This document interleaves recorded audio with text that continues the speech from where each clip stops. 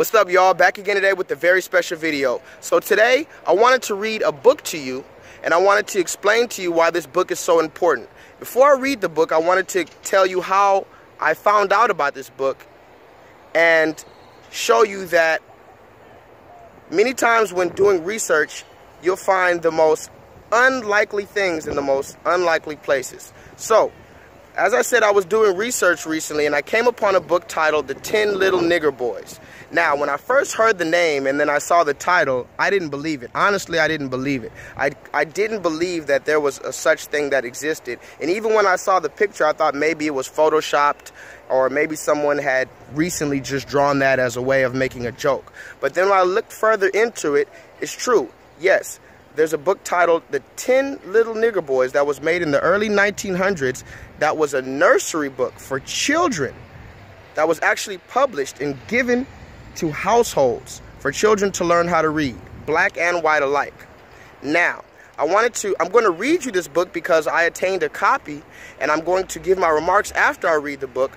But I wanted to show you that many times when doing research, not all the time are you going to find the most pertinent information in historical books or scholarly books. Many times, like this, you could find instances of racism and things that'll help you understand racism in children's books, children's cartoons, and commercials and movies. So this is what we're going to examine. Okay, so let's first read this book titled The 10 Little Nigger Boys.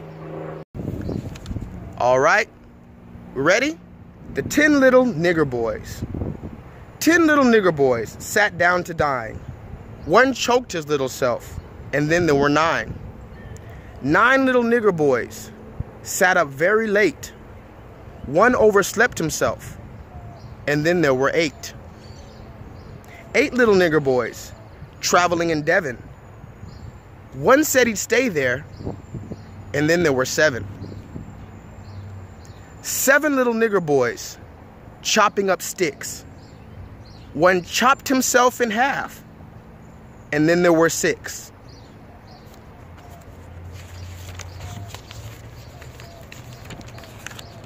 6 little nigger boys playing with a hive. A bumblebee stung one, and then there were 5. 5 little nigger boys going in for law. One got into chancery, and then there were 4.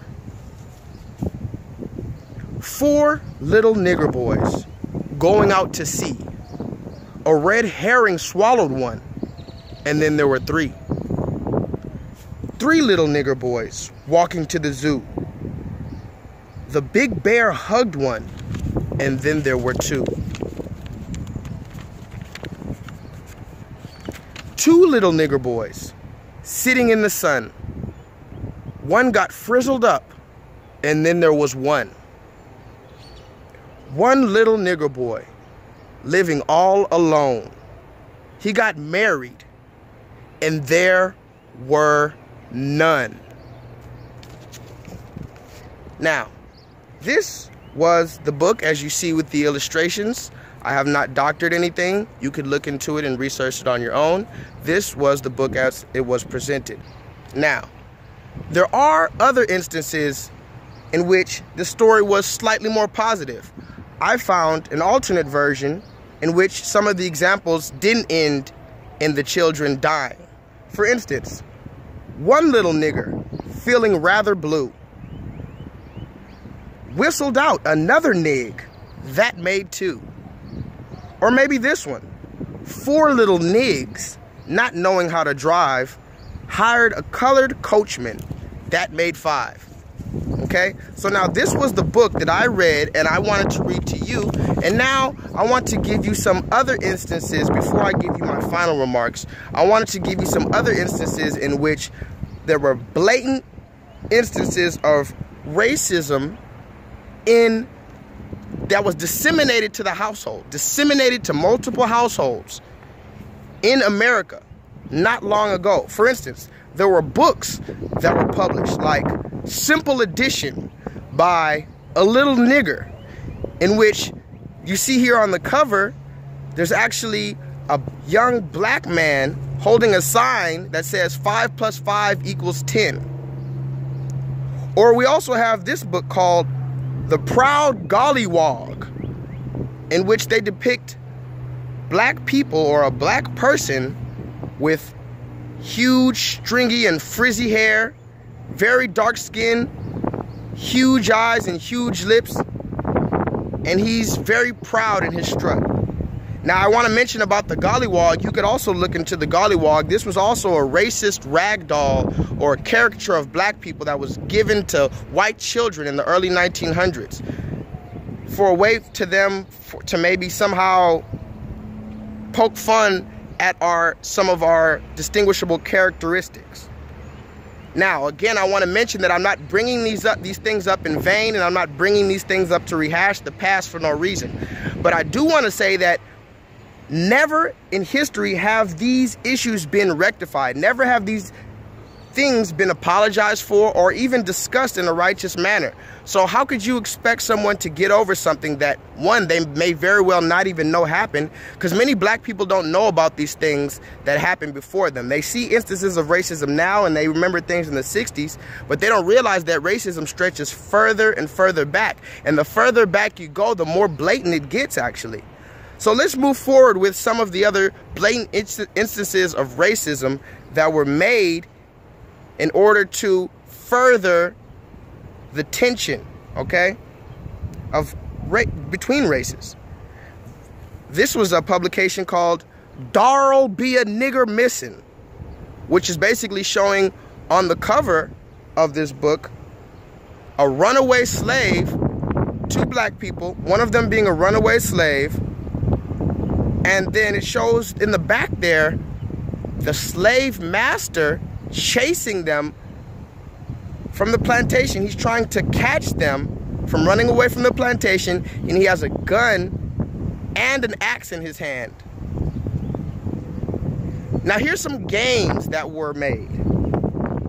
Chopped Up Niggers, which was a puzzle piece, which is actually quite clever. I'll give it to you, racist white supremacists. That is quite clever to make a puzzle called Chopped Up Niggers. Because it's a puzzle. It's a bunch of pieces of a nigger and it's chopped up. I get it. Very, very clever. Here's some productions that were made. All coons look alike to me. Or how about the age-old classic Jasper Jenkins, the story of the civilized Negro. Now I want you to notice how on most of these caricatures of black people during this time, they all have very wild, unkept, untamed hair, very large, beady eyes, huge, humongous red lips. So characteristics that black people naturally possess, such as larger lips or curly hair, they were over-sensualized or over-enthused in order to belittle us or attempt to belittle us, okay? Now here's some actual products. So we've already talked about games, we've talked about books, we've talked about certain cartoons, but now let's look at some products such as cleaning products. They sold skin bleaching and soap creams. For instance, Chlorinol. Take a look at this picture right here. This is from a brand called Chlorinol, which is a skin lightening cream or bleach. And on the boat here it says, we are going to use Chlorinol and be like D-E, white nigger. We are going to use Chlorinol and be like the white nigger. And notice there that they have 3 black people on a boat. 2 of the black people are dark skinned. 1 of the black people is light skinned. And they are asserting that that light skinned black person has already used the product that they are pitching or marketing to you. The other 2 dark black people are smiling and they have the product in their hand, meaning they're going to use it or alleging that they're going to use this product. And one last thing you want to notice about this is that the black man who's already used the product and now has become lighter than the other black men, he's the one in charge of the boat and rowing the boat. Or how about this cake soap. Look at the picture there. We have one black man in a tub.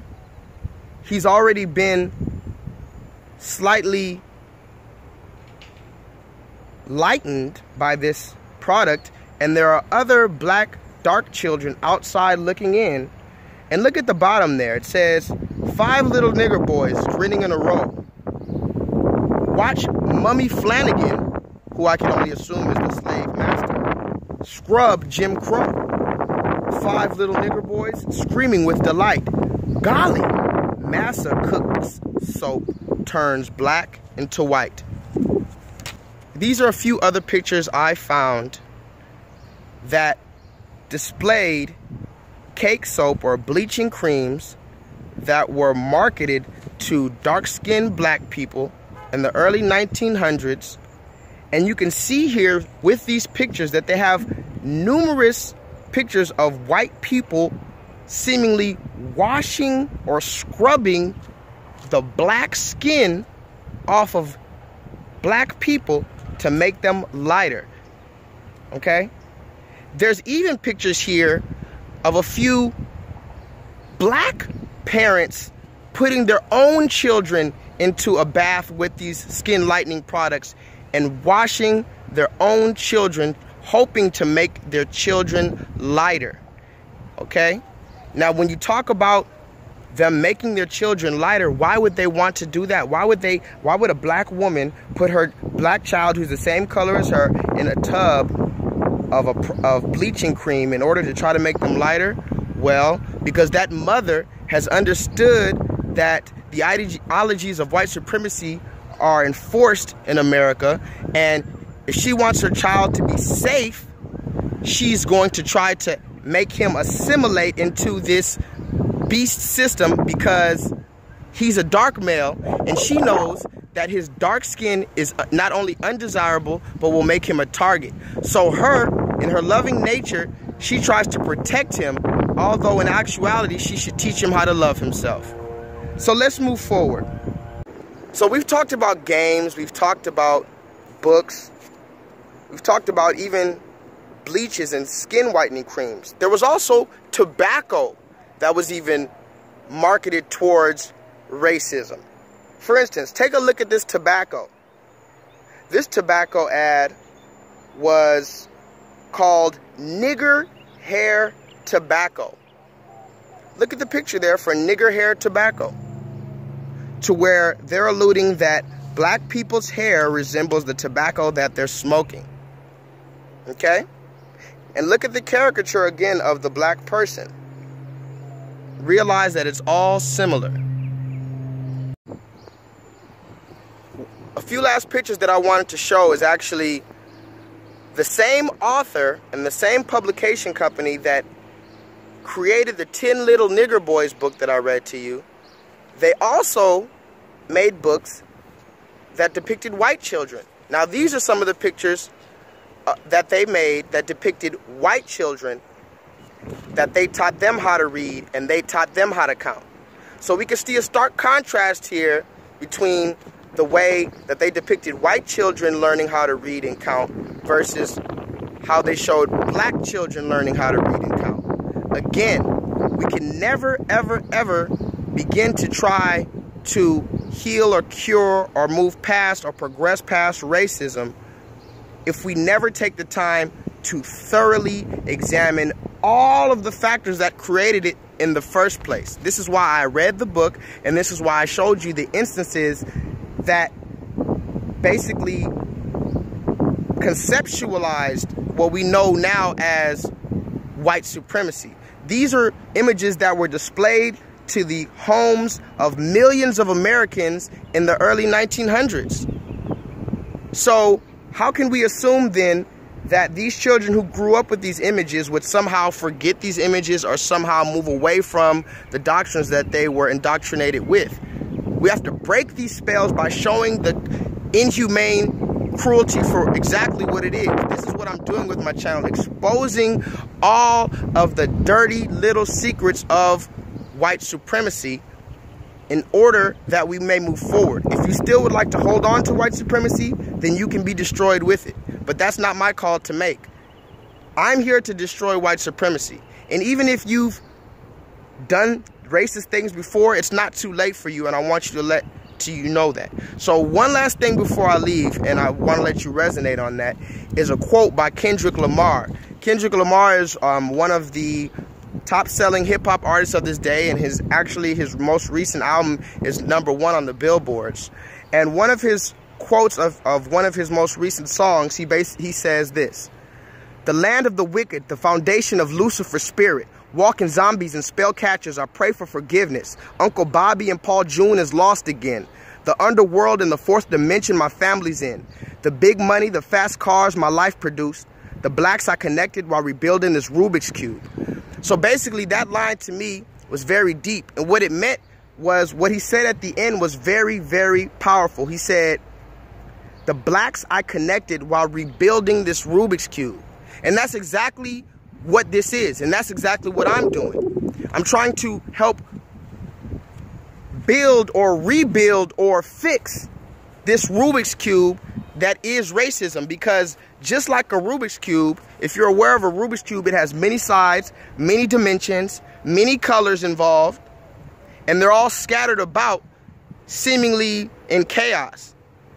But the person who knows the technique and knows how to fix the Rubik's Cube will know how to make it to where all the colors will be aligned in unison and there's no more chaos. So I say that to say, yes, I'm rebuilding this Rubik's Cube.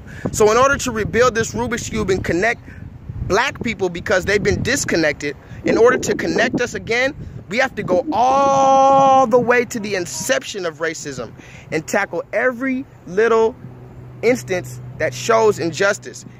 And then we have to embrace and love ourselves and embrace this history. We can't be scared. We can't be frustrated and mad about this history. We have to use this history as inspiration to encourage us to not go back to the history. Because when I was younger in history class, they used to always say, well, if you don't know your history, you're bound to repeat it. And I never understood that, because I would always say, well, it's history, it's done. I'm not going to go through it again. But it's very true. If you don't know what you've been through, or you don't know what people that are similar to you have been through, that is a similar circumstance, and then you won't be able to evaluate some of the things that they went through. You won't be able to see, hey, this is actually a red flag. I remember when this happened in 1960 or this happened in 1920. You can evaluate the environments and say they're similar and they might have a similar reaction. So this is how you learn from the past. This is how you learn from your parents. So with all that moving forward, I want to say I love you. I didn't read this book to you to upset you. I read this book to encourage you, to motivate you to research. Because what I find in my research is that more times than not, you're going to continue to find new things. This ideology of white supremacy goes deep, and the rabbit hole, per se, as they say, goes very, very deep.